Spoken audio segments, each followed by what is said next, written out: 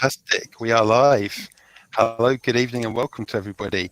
It's brilliant to have you here, and I'm glad to see the first technical glitch just kicked in there as Pedro's thing dropped off. Sorry about that, everybody. And wonderful to announce that this is the 43rd consecutive monthly demo night of Canopy Lisbon. So great to have you all here, some new co-hosts. Great to have Raquel back talking about how Mango Up's been doing, and wonderful to focus on this 43rd edition on a new topic area, which is VR and AR. So we're going to hear from some really interesting people today, and I'm so glad you're here to kind of look into this with me, because I'm curious to see what the whole ecosystem is doing in this area and curious to explore what's going on today. So let's see. 43 editions in, it feels strange to tell everybody why we're here, but I think I should just, from the beginning, mention that the purpose of this event is to try and dissolve the #1 issue in startups in the ecosystem in Lisbon and around the world, which is we all spend an awful lot of time trying to build stuff that nobody wants or needs. And the idea of putting us all together like this is for people to criticize, to ask questions, to probe and kind of give feedback and give a little bit of love along the way to people who are trying to bring new ideas to life. And hopefully somewhere in there, the founder can hear some good advice from a target demographic or somebody who can see from the outside some areas that could improve or just guide them into a new direction. And what we've seen over the 43 editions is just that the ecosystem is growing and evolving and self-learning and really kind of improving all the way through. So I think 3 years ago, the ecosystem was awesome. And I think 3 years on, it's much stronger and more considered in some of the startups that it's doing. So I hope somewhere along the line we're helping in some way. Tonight we have 2 new co-hosts. So Mariana, would you like to introduce yourself first? Hi, Mariana Morgado. I'm head of communications at Prodrone. We're a startup based in Lisbon. We've developed an inspection tool for the blades of wind turbines with autonomous drone flight, and a really cool platform to leverage that data for our clients to drive data-driven decision-making in the wind industry. You're head of communications. Well, it's great to have you here because you're now poacher turned gamekeeper, right? So last month you were demoing in the global demo night, telling everybody about the scale up moment and everything, and now you're here kind of co-hosting and giving feedback. It's very cool. Give you one of these things. Yeah. And Sophia, do you want to tell everybody who you are? Yeah. Hello, everyone. I am one of the members of Canopy, and I'm also Innovation and Value Manager at the Odok Common Station. It's a high-speed project in the UK, and I'm glad to be here today to talk about VR and AR. So I'm in the construction industry, so look forward to see how we can bring this to our project and industry, of course. And of course, just in case anybody's confused, you are indeed Portuguese, right? Yes. Absolutely. All right. And Pedro, do you want to introduce yourself? Yes, of course. So I'm one of the Canopy co-founders, and I'm also head of marketing at TrueWind. It's an OutSystems partner, and I'm here to help you out with the questions and everything tonight. And Pedro always frustrates me because although I started my first startup at 26 and I thought that was super cool and I've done like 9 already and I'm 47, Pedro kicks in with a, yeah, but I am 26 and I've already done 6. And it's just a little bit upsetting. I thought I'd say it before you said it this time, okay? Yeah. Fantastic. So as tradition has now evolved, we start with a founder who's been here in demo night before. And tonight we have Raquel from Mango Up. And it's great to have you here. How was your experience a couple of months ago when you were giving your demo? So hi, everyone. The experience was really great. So we demoed 2 months ago, I think. And it was really interesting because it was one more experience to share our idea with different people from completely different backgrounds and different fields. And we got a lot of feedback that was really important for us because we started thinking, as I said, like in someone else's perspective. And this helped us grow in the upcoming months leading up to now. Fantastic. So what sort of feedback did you get on the evening? We got a lot of feedback, especially because right now I mean in general, we want to connect people from different fields and complementary skills. And we're three students from the area of business. And we don't really know a lot about people from engineering, from design, etc. And with the last demo night, we got to meet a lot of people that had a background in engineering, and they gave us their perspective on how these people work and their minds and how they feel about entrepreneurship and if they actually feel a need to connect with people from business. And so it really helped us realize that we need to keep trying to connect with people from this different backgrounds. Oh, fantastic. Mariana, any questions you want to ask Raquel about her experience, or any feedback you want to give her from your own experience as you've been on here before? Well, I think having been at demo night, I can definitely relate to the exposure you get to new people, asking questions, and generally being interested in your idea and having to put it into words and explain it to people. In the past couple of months, what advice would you give other startups that are demoing? Ooh, I guess how can they best enjoy and take advantage of this experience? I think it's being open-minded. And this is something that a lot of people also have told us, which is like, don't fall in love with the first idea you have, because it's going to change. And I think we changed a lot leading up to the last demo, and now in the meantime, we've changed even more. And so I think we have to really be open-minded to hearing everyone's opinion, because sometimes it's not as positive as we want. And sometimes that's how we can grow more. Even if there's so many people saying that the idea is brilliant, if we have one person saying it's not that good, we should still listen to this person and try to understand why. Fantastic. It's hard though, right? Especially if the idea came from you, right? So it emerges as like a part of who you are, and people say, no, that's crap. And you're like, it's like, oh. I always get sad in the beginning, but then I try to remember I have to think of it as a constructive feedback. Yeah, absolutely. And that thing we talked about at the start, number one failure cause in startups globally is we build stuff that people don't want or need. We have an internal vision, which is the genius, but we stick too closely to that internal vision in the face of customer adversity, and we just keep going regardless.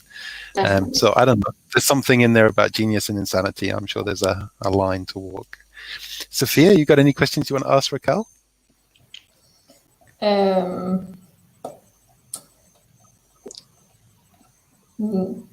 I haven't prepared any questions. Well, I have one. If I can just pop in. You were saying that your ideas have changed a lot in the past couple of months. Yeah. What's changed? Okay, so 2 months ago, we were still preparing the first mock-ups of how our platform would look like. We're not programmers, not designers, etc. So we're just business people trying to come up with an idea. And in the beginning, we really struggled to envision this, but it was a great exercise that we did. And even if you go on our website right now, you can still see this old version of what we were envisioning. And then after this demo, we realized we had to listen to more opinions, specifically from people that are not from business. And we went on to interviewing over 50 people, young founders, students, a couple of university professors even. And we listened to their opinion and realized that, yes, the problem we're trying to solve is important, but we were trying to focus on two problems, and the second one wasn't even that well solved, I guess. So what we're trying to do is connecting people with complementary skills and creating a whole community that is multidisciplinary. And this thing, we've proved once again that it is needed. But then we realized that the second problem of knowing how to start an idea can be solved differently, because we wanted to solve it with this very structured step-by-step guides. It's gamified, it's very specific. And then people told us, actually, we don't want something so restrictive. We want actual more realistic and practical experience when building an idea. So we really base ourselves on people, for example, that have had entrepreneurship courses at university, just like we did, and that's how we were born actually. And we realized that they say, wow, it was really nice, but in the end, I actually didn't learn that much. It wasn't that realistic. And so we decided to change a bit. We're keeping our step-by-step guide, but it's way more free. It's not a very restrictive thing. And we're focusing on trying to give people the best tools, so access to the best tools to build an idea when we're really early stage. So right now, what we've changed is, one, discovered new problems, try to focus on these new problems, and now have created a new solution, which is actually a tool starter pack for early stage entrepreneurs, in which we want to give access to these people, like premium access to these tools for 6 months, which is also the time of 1 semester course for entrepreneurship courses, so that these people that are either doing it on their own or at university, they can use this starter pack to build their ideas in the best way.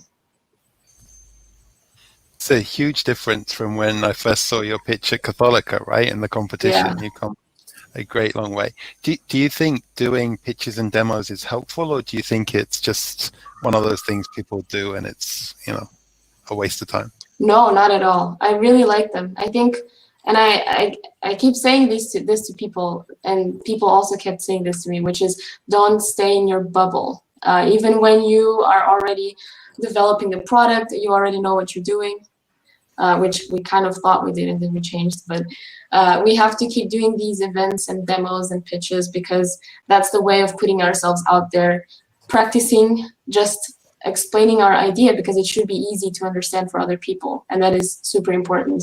And then again, getting the feedback and perspective from other people is so important all the time, because I think we have to keep testing and adapting throughout the whole process, which is kind of what we've been doing over the last, I don't know how many months it's been already. Test and learn. So Pedro, you got any last questions for Raquel before we open up to Amir in a second? No, just for not a first-time entrepreneur, but for an entrepreneur in the beginning of their project, how did the COVID affected everything, and how hard it's to not have all the networkings and the events that you can come and go and talk with people? I would say in the beginning, at least, I didn't feel a lot of difference, because I'm very young. And this is one of my first experiences as an entrepreneur. And we actually, so this Mango Up started as an entrepreneurship course at uni. It was just a project. And in the beginning, we worked half the semester in person, but we were working on a different project. And we only came up with this idea during the lockdown already. So this company was actually, or idea was completely created online. And in the beginning, we actually thought, wow, we're more productive online. Because we don't have to leave home. We just turn on Zoom. We have meetings, but we had really long meetings, a lot of hours spent on video calls. And so in the beginning, I didn't really feel the difference. And then when we started to go to more events, I realized how networking is so important. And yes, we already had this opportunity, but I'm pretty sure that it's much better in person. So if we had these events in person, maybe it would be even better. We'd learn even more. So I feel the difference there. And also, after, 4 months or something of working completely remotely, we kind of were a bit sick of it. And we were like, let's please meet in person. Like, we're still working remotely, but once in a while we need to catch up and update on each other, and I think it makes a huge difference, especially for brainstorming. We had a lot of trouble, as I said before, envisioning how the platform would actually be, like the actual product, and this was way easier to work on when we were together brainstorming. And yeah, I think the networking and the working together are the things that we felt the most. Amazing. Well, congratulations to you and everybody in the team at Mango Up. It's a fantastic journey that you're on. And thank you for sharing some of it with us at 2 demo nights now. Really appreciate you being involved. Yeah, thank you so much. Is there any last word of wisdom you want to leave Amir, who's going to be joining us in a second and giving his demo? No, I think I think everyone can do it. It's just everyone has their own magic. So it's just when we love what we do, it just goes well, I think, hopefully. So I mean, like that. Everyone has their own magic. We need yeah. to steal that, Pedro. Can you put that in something? But yeah, I mean, good luck for everyone who's demoing. And check out our website, please. You want to drop the URL into the chat when you drop off in a sec? Yeah, That'd be we'll great. do. Yes, yes, yes. Okay. Well, thank you so much, guys. All right. Thanks, Raquel. Come on, let's give her a round of applause. And the crowd goes wild. See you later. Thanks. All right, Amir, you're here. How is everyone? We're good. We're good. So you've got Mariana, you've got Sophia, you've got Pedro, you've got me. You want to pull up a your shared screen there, and we'll start the 5 minutes for your demo. Sure thing. I was just going to give a quick background on myself before I share my screen. I am, and I guess the 5 minute counter, is it starting? Is that, do you guys have like a hardcore deadlock on that 5 minutes, or what? Can I just say? Don't worry, we got pragmatism. We're okay. We're okay. Cool. So I am from Vancouver. I started out as a market researcher, doing hundreds and hundreds of quant surveys and all these likes of techniques that envision people as being just numbers. If you look at a big enough sample size, you can predict anything. And I was very tainted by that initial stint in my career. I became a mobile games publisher when I located to Dubai about now like 11 years ago. And the time went really fast in Dubai because there's only 2 seasons over there. There's summer and hell. So it went fast, and I met my wife there, who's Spanish, and we relocated to Europe about 3.5 years ago. And we, when I started out my writing career around that time, I began writing for VentureBeat and TechCrunch on virtual reality and augmented reality and how they intersect with the sciences, how they intersect with all sorts of very serious use cases outside of just escapism and entertainment. I've always been very interested in very much researching how VR can take things to the next level for very, very serious use cases like education and healthcare, which in fact, I believe those are the 2 categories that serve as critical use cases for spatial computing. And spatial computing, if anyone's not familiar with that term, it's a way of calling VR and AR as one spectrum of the same coin. And a lot of content can be easily adapted for one or the other. And so my company, VirtuLeap, we're right at the intersection of neuroscience and big data. And what we do is our true north is creating a way to early detect the onset of cognitive illnesses like Alzheimer's and Parkinson's and cognitive illnesses and so on by playing VR games. And so we've created, and at this point I'm going to share my screen, we've created a library of neuropsychological assessment tools into 3D rendered environments that, as quick little short, fun, intense games, allow you to test and train different cognitive abilities like your memory skills, your flexibility skills, your task switching and information skills. But thanks to the embodiment of virtual reality, in that it literally triggers your autonomic nervous system into believing that the experience is real, engaging multiple cognitive, emotional and experiential learning systems, all in synchrony, all in parallel. But we also have categories like motor skills and spatial audio awareness, your vestibular balance skills, like this game right now called Balance, and different types of formats that could only be made available if you had ecologically valid environment that is multisensory and allows you to be triggered in every way and fully engaged. This game, in fact, is called Magic Deck. It was developed based on the research of the University of Cambridge. Dr. Barbara Sahakian created the game mechanics behind this type of game to test episodic memory, which is a type of long-term memory. And they found that when you can play this type of game, it activates and increases the neural activity in a certain part of the brain that is also associated with schizophrenia. And that if you take part in this type of activity frequently, you can actually decrease schizophrenia. So, you know, all these games are direct translations of neuropsychological assessment tools that have been commonly used by the scientific community, by cognitive scientists for very valid and important use cases like rehabilitation. But during the last 10 years, we've really become more popularized in making, you know, the bleeding edge of science available through the cutting edge of technology. And accessible to anybody who can get it in their hands, be it a smartphone or now the ultimate evolution of this this medium, which is of course virtual reality. This game right here is testing spatial audio awareness by localizing a sound. And so you can see that, you know, we're really trying to make a library of games that essentially takes advantage of the medium.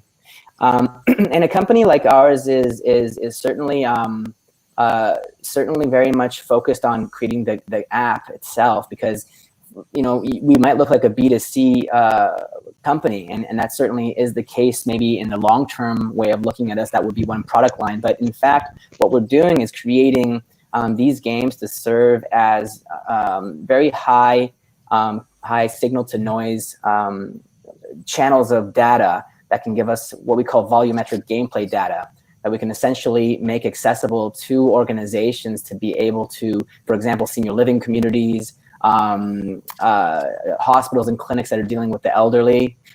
They can be able to actually offer this to their communities and essentially offer a sort of way to early detect cognitive illnesses or simply manage and monitor the cognitive performance of their people, and you know, bring all of the four of neuroscience through that magic of VR and make that data accessible not just to the caregivers and administrators, but also the people themselves. Because whenever whether you are an older adult or someone in the general population are playing these types of games, you get to see the caricature of who you are. You get to see how you, where you play very strongly at and where you have weaknesses, and it gives you games to be able to actually develop on those weaknesses in kind of like a Mary Poppins sort of way. A spoonful of sugar can help the medicine go down. So there's a lot of aspects to our vision and our technology. The North Star really is to help people. My scariest thing, and just like Bill Gates, is when my brain stops working. And I think Alzheimer's is like one of the most scary diseases out there because we don't have any known cause for it. And yet it is a top 10 killer. And it's actually one of the most expensive diseases in the world. And it's gonna triple in how expensive and how horribly impacting it will be in the next few decades. So I think it's the onus of creators like ourselves, where we are a mix of scientists and game developers and social impact entrepreneurs who are all kind of sharing this vision of how emerging tech can tackle these big social problems. Amazing. All right. Well, we give you a few more minutes than normal there, but that's super interesting.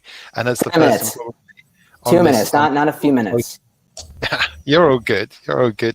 Hey, Pedro, do you want to open the batting? Have you got a question there? We have a question here. How can you try out your product? Definitely go to our website as a first step, and then go to download. And then you'll see the different VR consumer app stores that you can download it from. And you'll definitely need to have a VR headset, one of the 6 degrees of freedom headsets. So that's the Oculus Quest by Facebook, Oculus Rift, the HTC Vive, Focus Plus. Any of these headsets that when we call it 6th off, it means that when your body moves, the content moves. Never buy or even touch a headset like this. That is a 3DOF headset. It's just a glorified 360 viewer. This is a good way to get nausea if you want nausea. This is the best way to fast track that kind of sickness. Always get a 6-degree headset that basically is true 3D rendered VR, and we support all the headsets. Okay. And in which stage are you guys in? So we're fully released. You can download us. The enterprise platform is beta released right now, but we're going to be launching the SaaS payment gateway so that organizations can license based on the number of users they're interested in managing. That will be releasing later this fall. Okay. And you know, the game library is never finished. You know, it's it's about 6 games right now, 2 more in the next couple of weeks.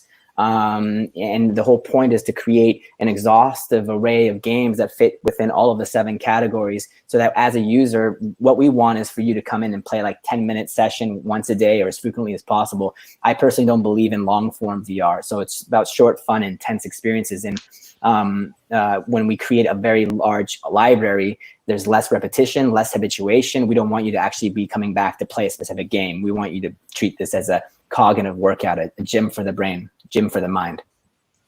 Okay, great. Mariana, what do you think about that? I was actually kind of caught that you were mentioning that this could be a good tool for elderly care homes, for senior citizen homes in some countries. That can't be a very easy target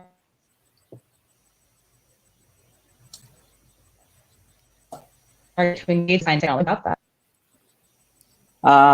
So my last article before I kind of took my writer's hat down and retired from that,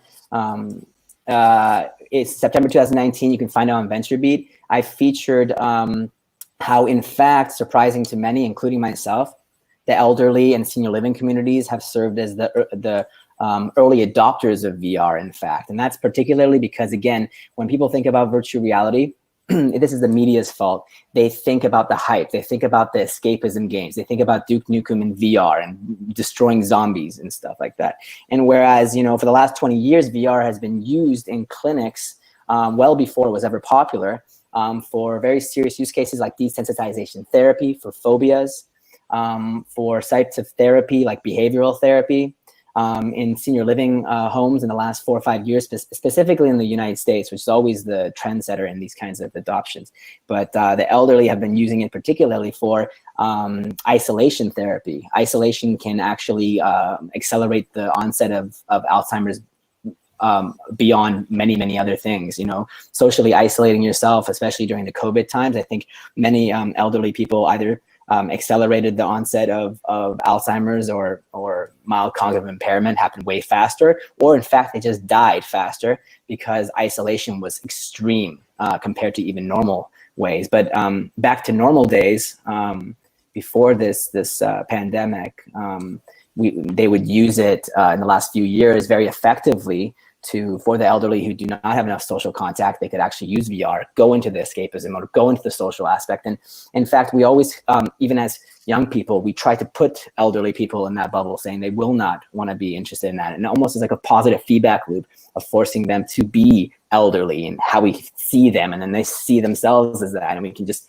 force them to, you know, to suffer this kind of stereotype faster. But in fact, I think we should like shed that, and we should make them test it out and try to bring back their little inner children, because the experience can do that. Well, I guess I'm the most qualified on this call to talk about senior living, right? So I think it's interesting how that concept is getting very much redefined, right? So if I think about my parents, they're 70, 72. They don't act like they're 70, or my perception of what 70, 72 should be. You know, my dad rides his bike 5 times a week and goes to the gym, and he's, you know, they regularly walk down the beach and do all sorts of things, Tai Chi and stuff. They're very active people. Very cool. And I'm doing the same at 70. One of the questions in the chat, do you face regulatory validation with the scientific claims you're making there? Well, we make no scientific claims as of yet. What we do is we take already used, proven neuropsychological assessment tools like the Stroop test, like the NBAC task, and we translate those first and foremost into 3D rendered VR, games. But those tools were once upon a time already in VR, well, normal reality in 3D, and then they were put into 2D, browser-based versions, and we're just liberating them back into a simulated reality where it mimics the real world, and it's the mechanics of it are designed according to how it was in the real world. and they're very valid tests. On the other hand, there are certain things we're trying to prove, like perhaps not only can it be an early diagnostic tool, but can it actually have a therapeutic value, which of course I secretly believe, but I won't say it out loud. And that does require, a certain process of going through tolerability tests and then feasibility tests, and then going in and doing phase 1 trials and phase 2. And what we've done is we've made partnerships with 9 different institutes across the US and Europe. The closest one north is the National Innovation Center for Aging at Newcastle University. To the east, to the east is in Barcelona, the biggest hospital there as well. And we're making these partnerships so that together we can apply for non-dilutive capital grants, either public or private funding, and use those to prepare the grounds for otherwise expensive clinical trials that we don't want to pay with any of our own funds. So, you'll see in the next year, some of these studies begin. There's one beginning next week. There's one that just started last month in Italy, and we'll just see what they all kind of prove one by one in a way that they can find the results, create a publication, submit it to a peer review journal, and do it all in the right process. But of course, as a startup founder, it takes way too long. I've got some questions. Well, we're going to call time there. We're going to call time there and move on to Duarte. But thank you so much. I could talk with you all night about this. It's super interesting. Thank you so much for the opportunity. And there's a few other questions. Thanks, Amir. There's a few other questions in the Ask a Question section if you want to have a look at those when you drop off camera in a sec. Great. Thank you. Thanks, man. See you later. Hey, Duarte, how are you doing? Hi, everyone. Can you hear me well? Yeah, perfectly. Yeah, thanks for being here today and bringing the Armilar Ventures story to the demo night. Are you happy to have 5 minutes now? Do you want to share a screen or anything, or are you happy just to talk? I was planning on just talking. I mean, I guess it's more appropriate to the sort of environment we have here, probably, right? And actually, I was trying not to be that formal at all, and very little bringing the slides and giving the typical message. I was trying to make this an opportunity to, and actually it's my first time, so let me take the chance of thank you for the opportunity. It's my first time as a speaker in the Canopy event, so very much looking forward to it. Rodolfo from our team is also online today, so yeah, thanks a bunch for that. I thought I'd just give you. Great to be here. Cheers. I thought I would just spend a minute on myself. So I'm one of the partners of Armilar. I'm an engineer by education. I have an MBA from Tech at Dartmouth, but thinking that was almost 20 years ago, sort of scary. I worked 10 years at BCG in a number of different offices around Europe mainly, specializing in financial services and healthcare as well. And then I joined the VC world 10 years ago, and quite frankly, I've been increasingly getting in love with this job, starting first as looking at very early stage opportunities and then evolving and being involved actively with large secondary deals and stuff like that. But it's really a very passionate job. Armilar, as most of you probably know, is the largest private VC in Portugal. We have this year, in our 20th year, we've deployed over 300 million euros in pure VC, over 60 investments. Some of those in Portugal that are most notable are probably OutSystems, Feedzai, also Courtesy. We've also invested directly abroad, a third of it in the US. If anything, if I'd like you to keep something in mind about us is we are increasingly seeing ourselves as a deep tech investor. I know it's a buzzword, but actually it really works on describing ourselves. We are a bunch of engineers who, to the exception of myself, I guess, all of us have been doing some extended periods as scientists, as researchers. So all this aspect of the technology is something really fundamental in the businesses we invest in. So the reason I'm here is because we have just announced our latest fund. It's actually one of the smallest funds we have. To date is a 10 million euro fund today. It could be more in the future. And it's a single LP fund, which is NOS, so the leading company in Portugal. Well, NOS, for those who probably know less about the company, is a 1.6 billion euro company with almost 5 million mobile phone clients. And I guess more importantly, the national rank of innovation and research and development just came out last week, and NOS actually ranked #1 as for all the corporates in Portugal, having invested over 67 million euros in R&D and having over 200 FTEs working in those areas. But let me refocus on the fund. So the fund is called NOS 5G, and is actually looking into investing in the best tech-based solutions for 5G. I know 5G is a sort of a wide range definition. Some of us would probably come up with different definitions. We tried to structure a little bit, so it has to do with network and hardware, but it also has to do with services, products, and stuff for the end client. We came up together with NOS in a number of areas. So we have network technology, we have IoT, we have data and analytics, we have cloud computing, cybersecurity, and of course, last but not least, and that's why we're here, all the AR, VR space. That is today's topic. You can find some more information. It's been improving both in NOS and Armila's websites. Briefly, I can tell you that our plan is to do sort of first tickets around, say, I mean, this is not like fixed numbers, but I think it gives you some color.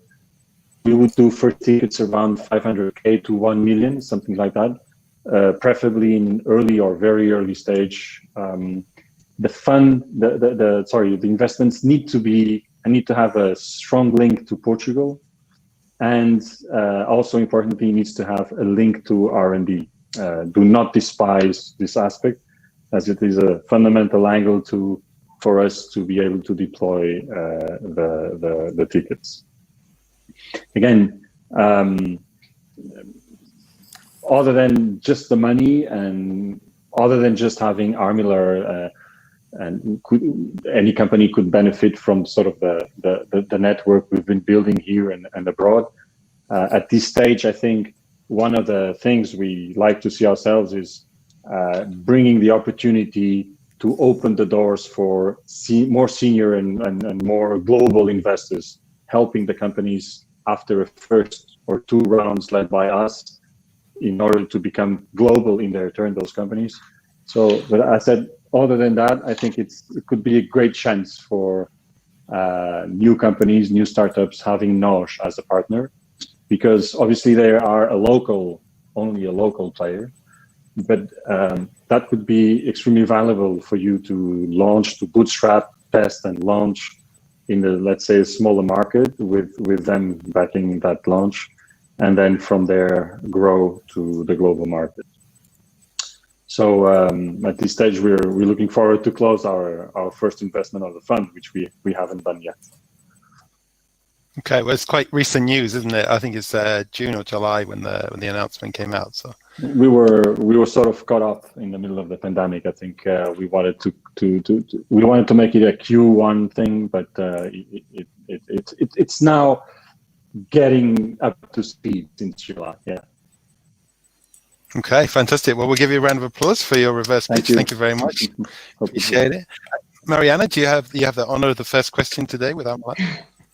Well, thanks. I mean, hola. It was a really interesting presentation.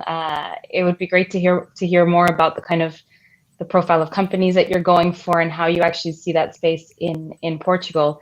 But you've mentioned the pandemic, and I can't resist to ask the question from the investor perspective. So forgive me for not focusing on the space initially, but how have you seen the pandemic kind of affect your portfolio, and even in this specific case? Are there any lessons learned for anyone that's watching? And alternatively, on the other hand, do you see that the investment ecosystem is going to be impacted by this in the short term and long term, adapting and changing to circumstances? Okay, I'm going to try to run away from the crystal ball hat here. Come on, that's what we got you here for. One thing I can say from a comfortable seat is the fact we've been on for a number of years. I mean, if we were around in the year 2000, we were around in the year 2008.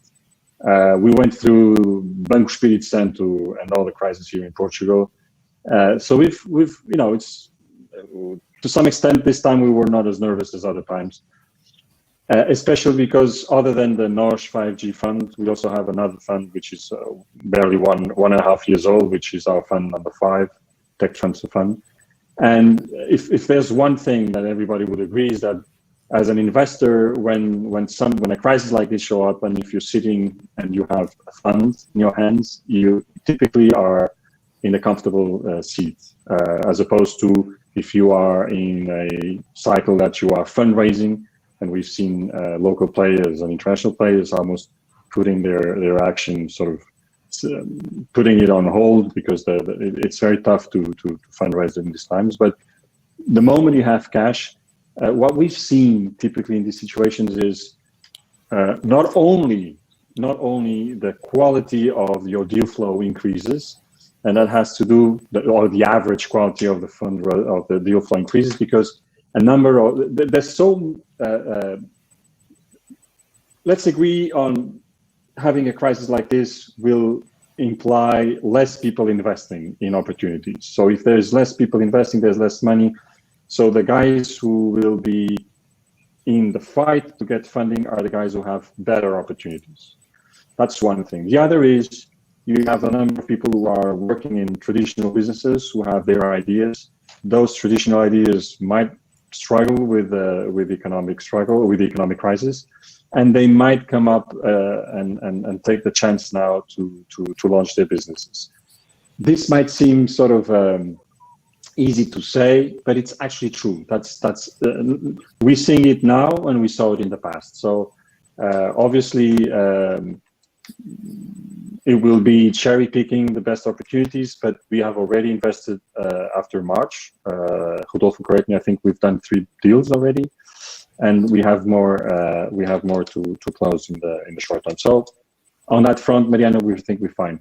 On the portfolio scene, I think these crises tend to sort of accelerate whatever destiny was more probable for your company. So the ones that are doing well are doing quite well, and some of them are in the counter cycle. The others that were sort of struggling typically will find a harder time, and we might have 1 or 2 that might not reach the end of the year. But especially companies that are in a stage that are more relying on retail activity and stuff like that, which now is gone, right? It's completely put on hold. All right, thank you. Pedro, we've got time for just one more question before we move on to Anesio. Yeah, we have seen some really good quality startups a few years ago, like Feedzyke, Odyssey, OutSystems a few more years ago. But did you see a decrease in the quality of the deal flow in the last few years compared as it was before? Mm-hmm. No, let me reiterate that. I mean, funny enough, you mentioned OutSystems. OutSystems was launched in 2001. Their roots started in 1999. So We invested 3-4 years later, or half a dozen years later, but OutSystems started in 2001. Feed's Eye, we were there from day -1. I recall vividly meeting Nuno Sebastião when he was alone in Coimbra, together with Pedro and Paulo. And I have to say that was in 2010-11. So again, a crisis. So I don't think, the quality was there and it's still here in the crisis. I think there's been a switch in quality in terms of the opportunities we've been having. One, there was a first wave in Portugal of people becoming entrepreneurs that were not as educated and not as prepared as they are now.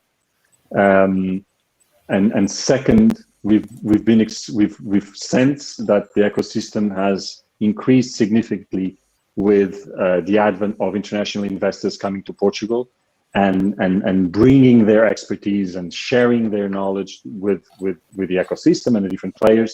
And that, at the end of the day, we can touch that increase of quality in the opportunities we are dealing with. Okay. Yeah, for sure. Thank you very much. All right, cool time on it there. Obrigada, Eduardo. Contribution. Great to have you here. Cheers. And I hope you can stick around for the rest of the evening and ask some great questions of Inesio and going forward. Thank you.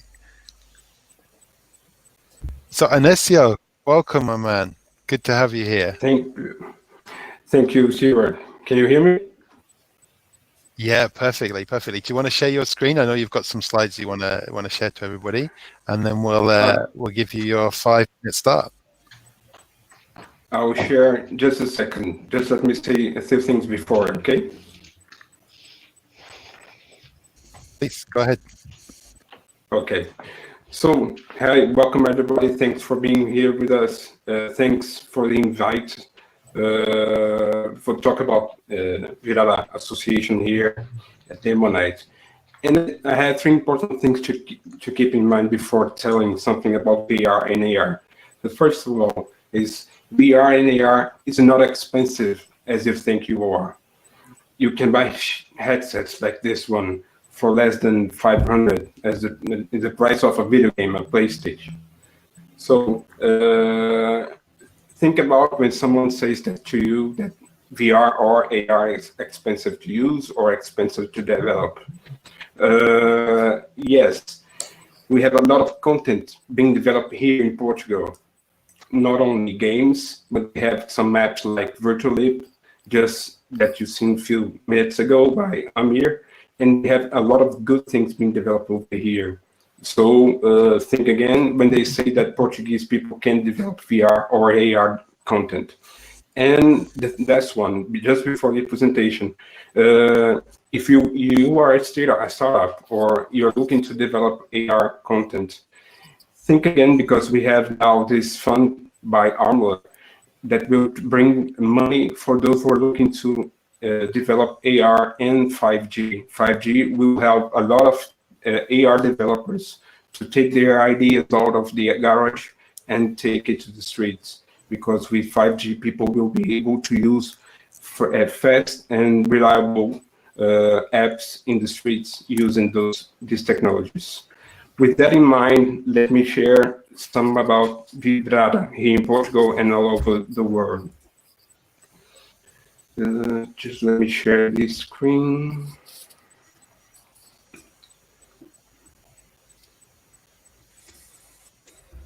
I think you are able to see the presentation now.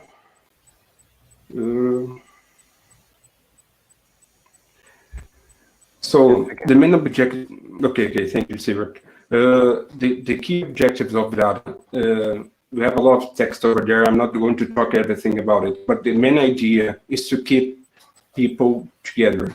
The idea is to bring all the developers, the entrepreneurs, the funding, the clients in a way that we can connect them and make everybody makes not only their idea and make money too, as well. So we try to create events by fostering those developments. We try to assist members and try to assist those companies. We try to assist everybody. Here in Portugal, we are doing something that we're trying to become the reference for VR and AR. So if you're looking for any kind of information, not only from the members, you can look in all our social profiles on LinkedIn, Facebook, and Instagram, and you can see information about what has been developed and what is being developed here in Portugal. This is very, very important.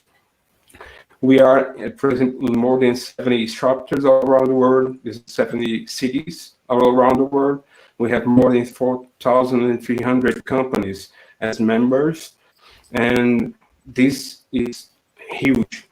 It means that if you are a member of Drada, you can connect with people all around the world. If you plan to develop something here in Portugal and you want to sell it all around the world, just connecting by Slack or any connection that we provide to you, and you can share and start selling your solution all around the world. Those are the area that we have.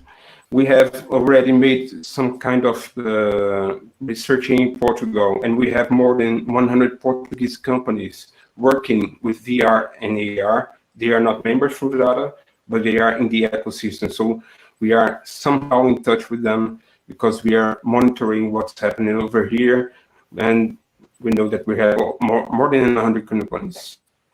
These are some of our members all around the world. We have some huge companies such as Microsoft, Siemens, Viacom, Vive, Varjo, and a lot of other companies all around the world. It means that if you are in the association, if you are a member, you can get full contact with the CEO, CIO, and developers from all those companies using our Slack channels. Besides that, we have industry committees that will allow you to participate in such committees and help to develop new technologies and new content from all of those committees we have here, and plus another ones. That we are always creating new committees, and we are always revising those ones. We have special committees like the Women Committee, all based with women, all formed with women from all around the world, and this is always happening online, is happening using our Slack channels. We will have another event, this online event called the Global Summit, VR Global Summit, and this is going to happen by the end of the year. It's going to be the second one this year. We had one in July, and this next one will be the 3rd of September until 2 of October. We had already NOS as a sponsor for the last one, and NOS, if you just remember, was presented as one of the funding from Armlar.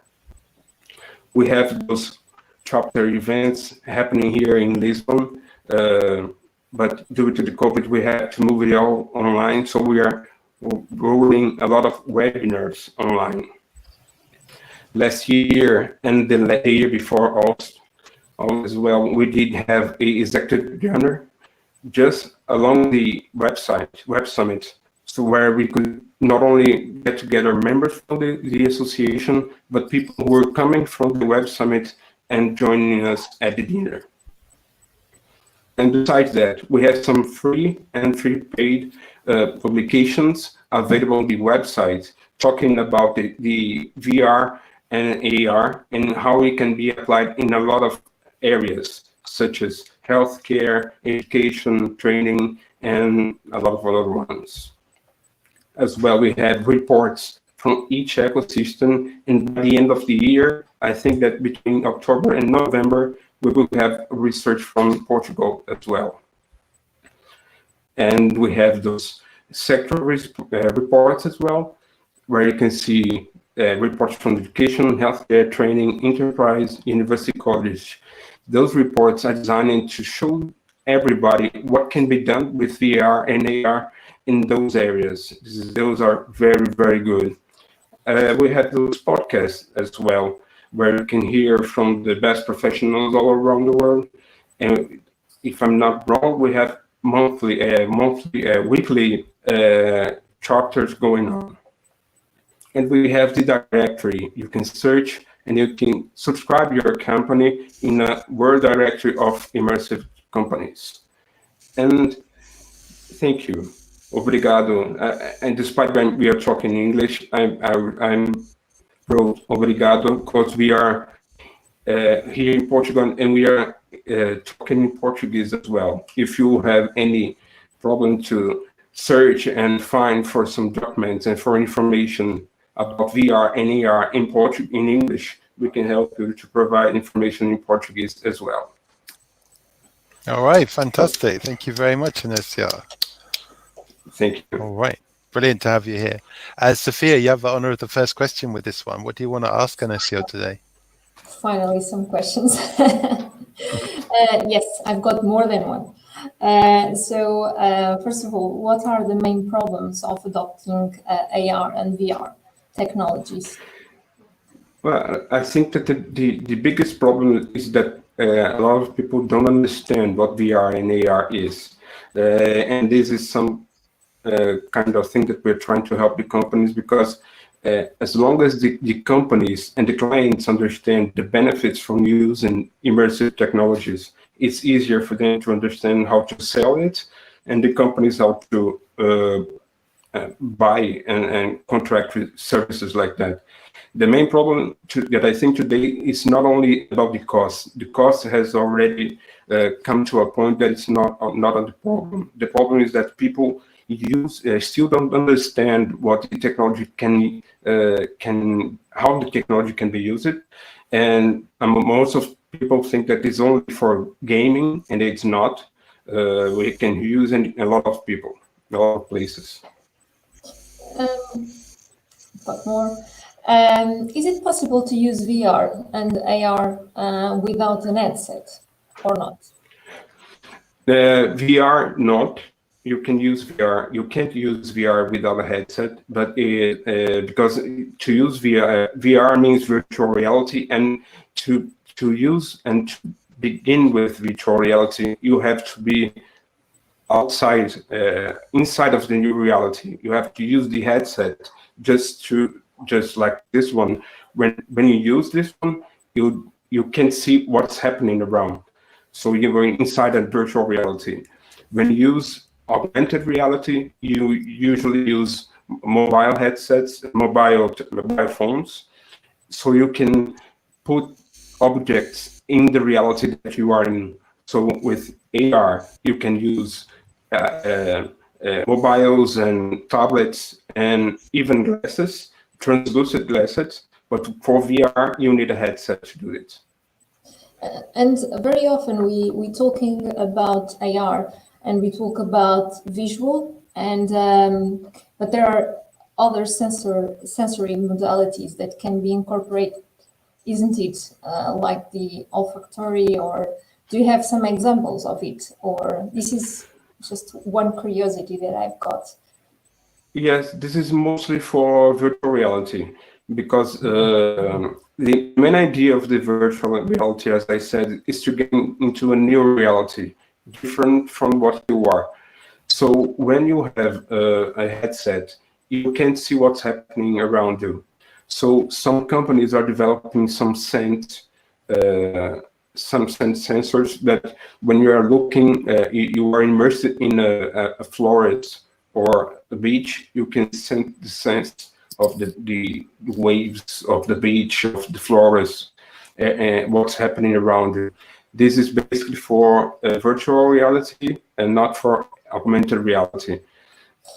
So do you think which one will win, if that is possible, AR or VR in the future? For in a short term, with the equipment that we have today, you will have much more adoption of AR than VR, because AR is easier to use. You just have your mobile phone from your pocket and open the app, and you can start using. For VR, you need to buy a headset, and you won't carry your headset to everywhere you go, and then it's not that easy. In the future, I do think that we are going to be at the same point. AR is going to be much easier to use than VR, because for AR, we will have those smart glasses. We have already Apple with some developing. We have Lenovo. We have a lot of companies developing AR glasses for day-to-day use. It means that you can use augmented reality not only VR mobile, but we can use regular glasses that will have the image projected in the lenses. So in the future, I do believe that AR will surpass VR, but I think that VR headsets will be lighter, smaller, cheaper, and we will see more people using both of technologies. And just one more question. Which are the sectors that are adopting VR and AR? Sorry, I couldn't hear. What are they? Which are the sectors that are adopting the VR and AR? Because, for example, my experience from the construction sector, I don't think we are much advanced on that matter. Well, what I think that the main adoption for VR right now is going to be used for education and for healthcare. Those are the biggest ways to use those technologies.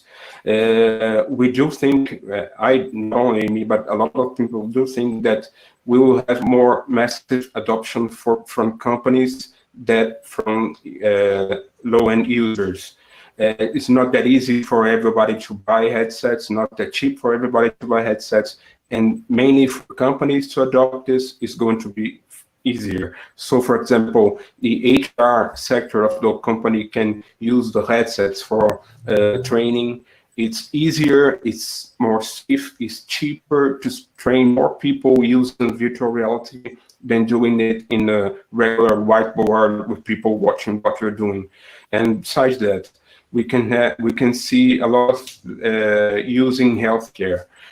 Just as Amir showed it to us virtually over here, this is going to be huge for the future, for the near future. We're going to talk about this for a lot of time from here, and mainly education and healthcare. I think they're the most usable.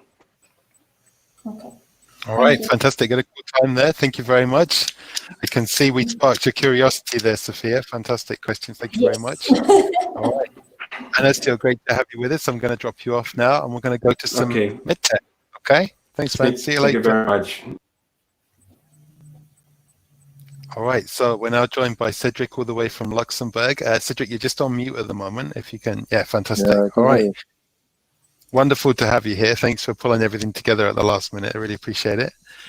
We'll give you a very relaxed 5 minutes, so please take your story away. Okay, that's cool. Thanks, first of all, to having contacted me and then giving me this opportunity to share what was just exactly said about healthcare. AR, VR is very promising in healthcare, and we are focused in augmented reality with surgery mainly. I'll try to share my screen. I didn't really test this. Can you see this? Yes, it's coming on now.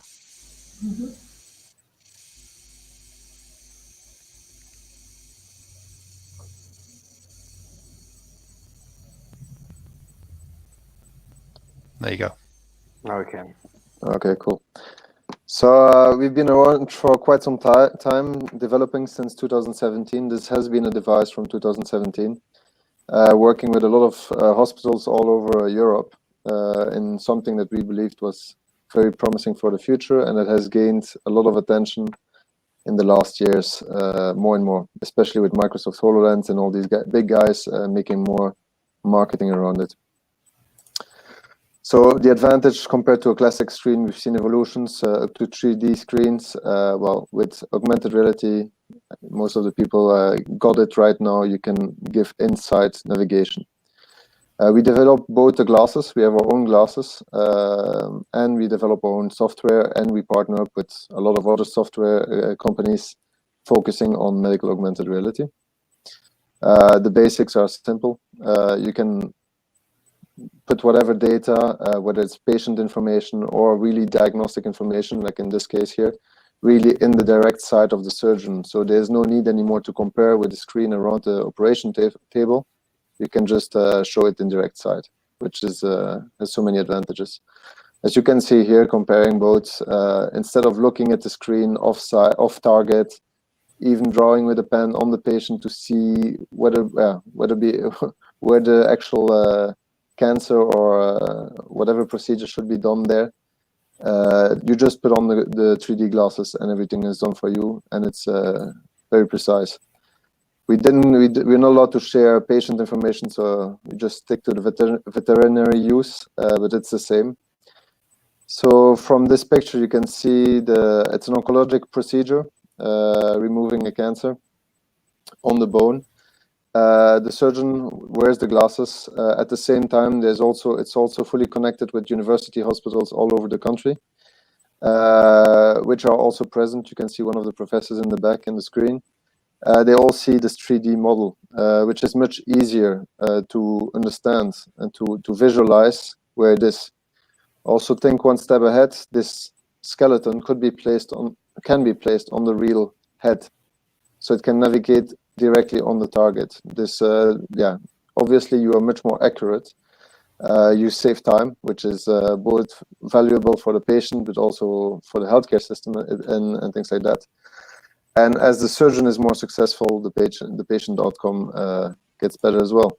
So augmented reality really can make a lot of changes there. We've been around since 2017, yes. Founded the company in 2018. We grew. Well, in the meantime, we were over 10 already. But we are in this critical phase of clinical trials. So we developed some devices, which is all cool. I'm an engineer myself, so I like developing and things like this. But when you get to a stage where you have to prove that your technology is really going to save a life or something like this, you have to prove it. And that's where, both in terms of time, in terms of costs, for every €1 that I spend in R&D, we'll spend 10 in regulations. It's a huge barrier that we forgot and a lot of people forgot, and that's where investors come in, I guess, to save it. But we're over that now, and we're working towards the next applications. I also believe that augmented reality will be a community thing. So we develop hardware, but we work together with a lot of other software companies developing specific applications in healthcare or even beyond healthcare, in telemedicine and a lot of other advantages.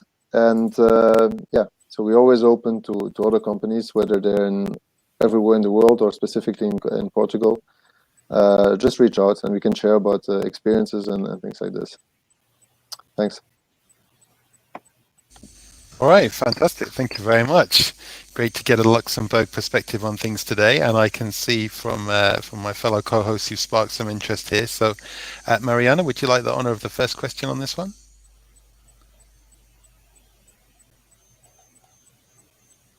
You're muted.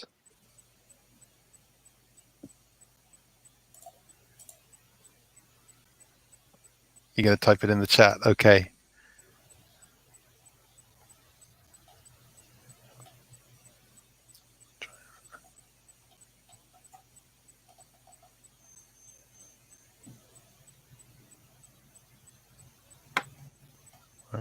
Where is it?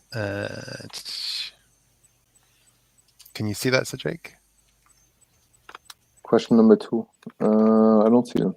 Just in the chat over on the right-hand side there. Hello? Yes. Sorry. For some reason, my mic decided not to unmute for a minute there. So apologies for that. Well, okay, you're to the number 2 question. All right. So, Sophia, why don't you go with your question then? Sorry. Well, I was just keen on knowing, because I was comparing these with the construction, and sorry, but I need to go to my field. And we tried augmented reality on site, where we had some utilities that we needed to divert.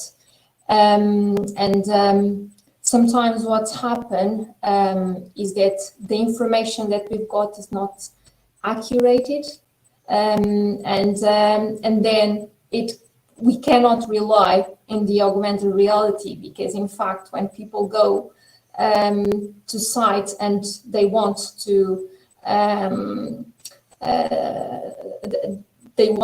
for example, to know where is the utility, and if the information is not accurate, there is a risk of not being succeed and cause some accidents. And this is what I would like to ask, is how you can make sure that your information is accurate, because I suppose that is something that is changing as well. Yeah, we don't want you digging holes in the wrong places, okay, Cedric? So, you know. Yeah, no, I totally agree with Sophia. I think there are 4 pillars in augmented reality to where the evolution has to go on. One is the visualization, the quality of the displays, and 2 is this tracking. So this is the interface between what the machine, the system sees, and what you have to perceive on your screen. And then 3 is communication, and 4 some other parameters. But there are so many different ways of tracking the environment. A car can do it with LiDAR, for example. You've seen probably markers like barcodes. That's how you can track a structure as well. And all of them have advantages and disadvantages. In architecture, you're more in an open space, I guess, with more variables. Surgery is quite precise. It's on the spot. Obviously, our precision requirements are very high, up to 1 millimeter, which is very difficult to obtain, and to regulate afterwards, to validate. And that's the challenge. It's also where technology will improve. Augmented reality has been commercially successful since 2016, 17, as it has been starting. I think HoloLens did a good job there. But it will move on, and in 2-3 years from now, you will see systems that are as light as your normal glasses, and it can still track everything at high speed. So yeah, you will see evolutions in there, especially for architecture. So you need to join us in construction, because if well, we have some things there. We're doing things like that. That's good. Maybe you guys can talk afterwards to see what can be done. Mariana, you have some good experience with ProDrone about accuracy and LiDARs and stuff for your drones. So what questions do you have today for Cedric? Well, I apologies firstly for before. I was actually curious, you mentioned some regulatory challenges in addition to the technical challenges, and that you were working on new applications, but what do you see as kind of your biggest hurdle, your biggest challenge to overcome now for your next step? The claims you make. The claims you make in, for example, if you want to navigate a needle in the spine, you have to be below a few millimeters precise. If you claim that this has to be repeated 1,000 times without a single error, and that's technologically quite challenging, because your system has to be failure-proof.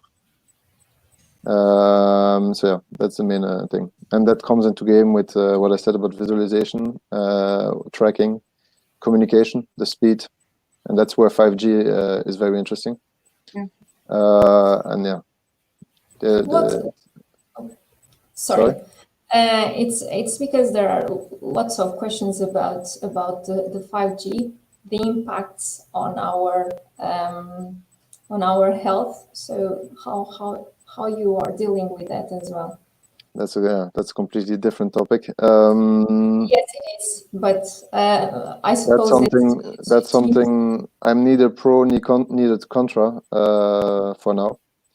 Okay. That's something that no conspiracy theories at demo night. Okay, yeah, no conspiracy. It has to be scientifically proven. Okay. But we still need 5G. Yeah. To use all of this technology that was. We have technologies with 5G. Yeah. Doing for interoperative navigations and also global access. Okay. Thank you. You're welcome. Pedro, have you got the last question to finish this off?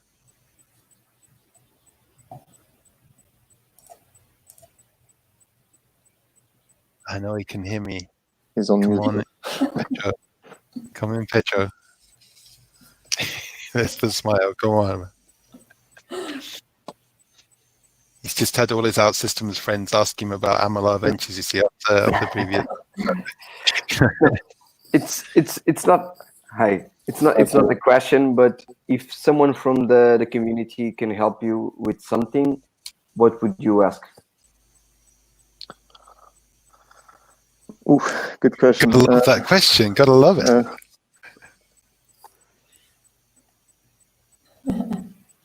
Feedback. I guess feedback. Okay. Feedback using their technologies. We've had partners, like I said, from. I mean, we are focused on oncology and telemedicine, but you have people in orthopedics, for example.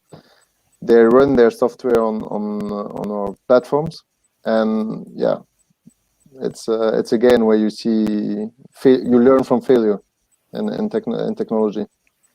It's good to have a very good design, but failure-free is impossible. So you'll iterate, and so the more people will use your system, the more iterations you'll have, and the better your outcome will be.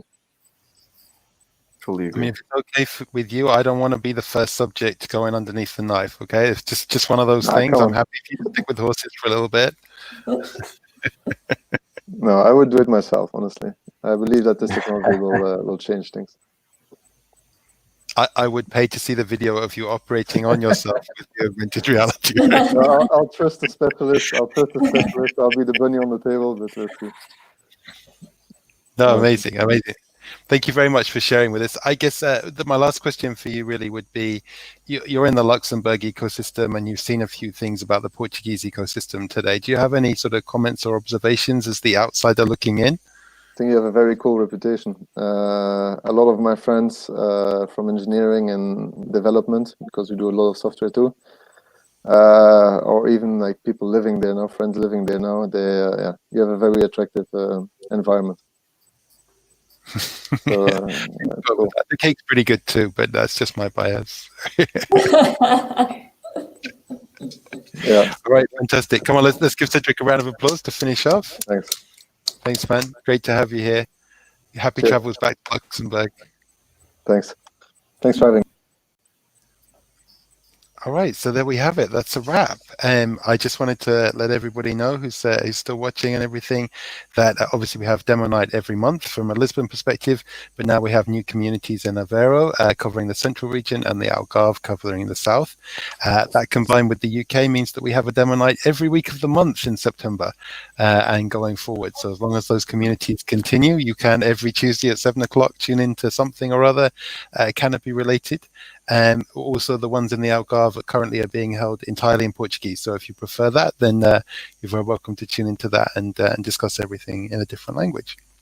And for me, that's been really interesting to watch the creation of that environment and watch some of the people that I've seen demo in English now demo in their first language and see the difference where some people are actually slicker in Portuguese, as you might expect, but others are worse and find it even harder because they've pitched and demoed so many times in English now, they can't say it in their first language. They have to come back to the second one to say their messaging. We've also got a great Founder Friday coming up with Shashi from Draper Startup House. So I hope you can join us for that. That's on September the 11th there at 1 o'clock. And on the 18th, we've got our latest how-to series, which is from Brian Oliver Smith, who'll be all the way from Vail in Colorado. And he's going to be speaking about basically how to keep your chin up when your entrepreneurial dreams seem to be taking a bit of a dash. And he can speak from his experience of doing global ag tech startups. And let's see what the Vail, Colorado side of Canopy's got to say for itself on the 18th. So I guess let's close out with some reflections from our new co-hosts and from Pedro. How have you found this evening, Mariana? I thought that was a great demo night. I thoroughly enjoyed learning a lot about a space that I haven't really had any contact with in the past. So I'm both kind of impressed and humbled by the ideas that have come up, and I'm really looking forward to exploring more and staying in touch and seeing where these ideas go. Fantastic. I can really imagine now an AR kind of app taking into the wind farms, looking up at the blades, seeing all the areas of issue. Why not? Why not? Why not? So, what's been your perspective on tonight? Well, I'm quite excited. I didn't even know that my country was so advanced on this matter. So I'm quite proud, and definitely will continue to explore these this subject and bring to the construction sector, which is my mission on this subject. So yeah, quite happy with this session. Our session, apart from my first question, it was good. Everything was good. So thank you to everybody for having me, and look forward to be hosting another event as well. So with more questions. Thanks for being here. Thanks for being here. And Pedro, what's the last comments from you? And let's close out. I think it was a really good session. I would like you to send us an email with other topics that you would like us to focus on. So I left my email and Stuart's email at the chat. So feel free to send us an email or any topic related to fundraising or startups or anything you need. Feel free to reach us out. Fantastic. All right. Well, if this was a traditional demo night in Lisbon right now, we would all be going off to Cyprego for the evening to finish with some last minute pregos. And obviously for me, simply limonada, but for Pedro, some beer. Yeah, absolutely. Well, it's a little sad that we finished without that, and I hope one day soon we get to do that again. I fear with all the different restrictions and stuff, it may be a little while, but let's hope in the new year we all get to do these in-person things. But for now, I think Crowdcast will do us well, and we'll continue. So we'll see you on the first Tuesday of every month. And for the next demo night, we'll be focused on female founders. So I hope you can join us for that one and the unique insights that we'll have. All right. Thanks, everybody. Good night and God bless. Thank you.